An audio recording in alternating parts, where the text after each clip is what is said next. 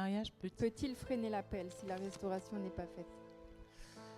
Oui, le mariage peut freiner l'appel si la restauration n'est pas faite. Je vais prendre l'exemple de Paul et Jésus qui ont fait leur mission, qui ont fait leur appel sans être mariés. Ça veut dire qu'on peut ne pas être marié, mais réussir dans son appel, réussir dans son ministère.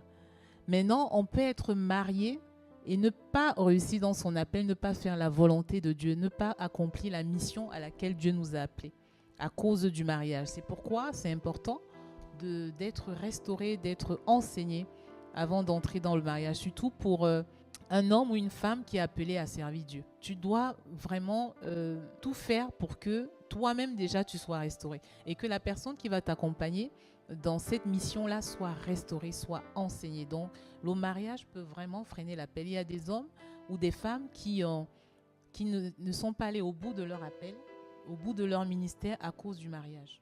Parce que l'autre n'était pas restauré, l'autre n'était pas enseigné. Comme je le disais tout à l'heure, on peut dire que la reine Esther a accompagné le roi dans sa mission. Et Vashti n'a pas accompagné donc le roi, au lieu de perdre par exemple le trône, a préféré épouser une autre femme. Donc, on voit des exemples ici qui montrent que le mariage peut empêcher, peut freiner l'appel. C'est de ça dont tu parlais. Ouais. Donc, le mariage peut freiner l'appel.